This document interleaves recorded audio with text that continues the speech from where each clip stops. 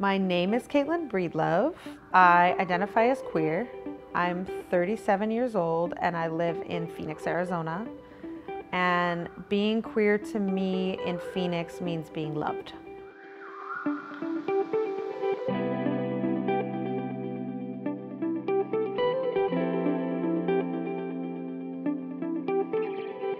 I grew up in Madison, Wisconsin, and I grew up my childhood in what I would call a really stable, white working class neighborhood. So most of our neighbors were not middle class. Some of them were struggling more than others, but there was really coming out of benefiting from a union progressive economy. This picture is from our original home. This is my sister and I, this is my little sister and myself, and this was our car. It sometimes worked and sometimes didn't. My mom is an immigrant. She came over with her mother, my grandmother, and her sisters in the 60s. But as I got older, I started thinking a lot more about immigration, but also about how relatively smooth the immigration process had been for my family. And pretty early on, I remember as a kid having a sense of that was because we were white. I think a lot about being much more middle class, having assets, my partner and I raising our son in this house. Like, I think a lot about class, and I think a lot about how class has informed my political life. So my partner and I live here in Phoenix and live in this house with our son, who is 11 months. Los gatos. Miau. Miau. El pececito.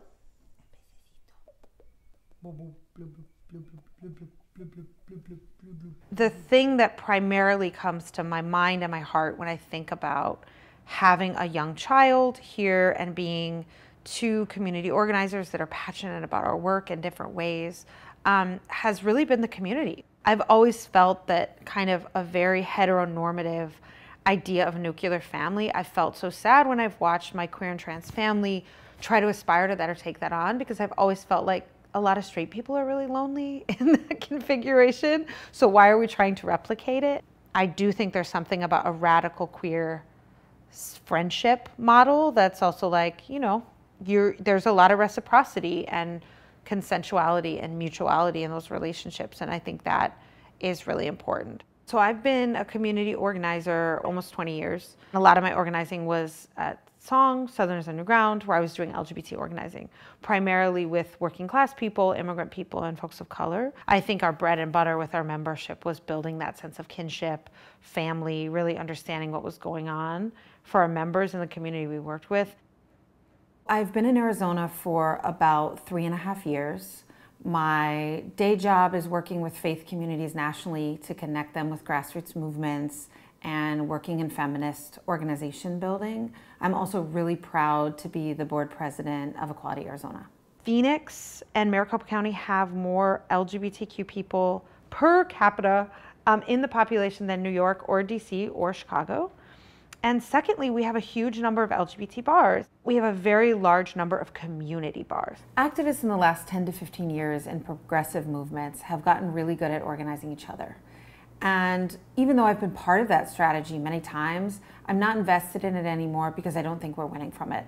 I really love that Equality Arizona's work focuses on organizing the majority of our community, which is the unorganized part of our community. We had our first bar crawl last weekend.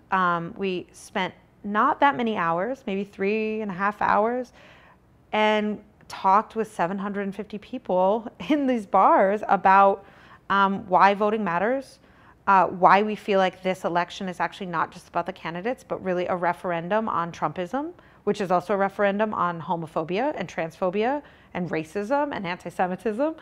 Intersectional organizing, really just meaning organizing that brings together understanding where class and race and culture and gender and sexuality meet.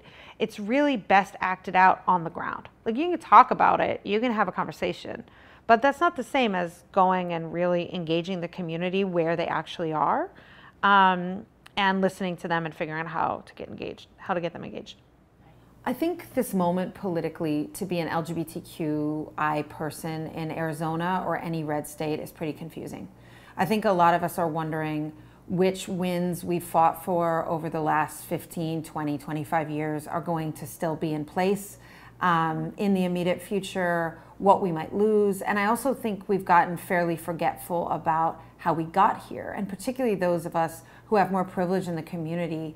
I think remembering that it's actually our own organizing, our own infrastructure, and our own ability to resist and fight back for our community. I'm really proud that the board of directors at Equality Arizona has moved towards being a community board, deepening the representation from trans communities, gender nonconforming communities, working class communities, and immigrant communities is really important to me. When the conversation in the boardroom looks like the conversation we're having when we're doing outreach, we're able to build a different kind of organizational culture, and I am really excited about us taking that direction.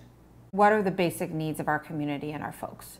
Our people need to be able to not be homeless when they're children and as adults. Our community needs to be able to practice any kind of work they can get and do so safely, and sometimes that is sex work. Not be living in poverty, being attacked by racist police systems, by racist immigration systems. It's so critical that the LGBTQI community is involved in every fight for justice, because we represent every community that lives in this state.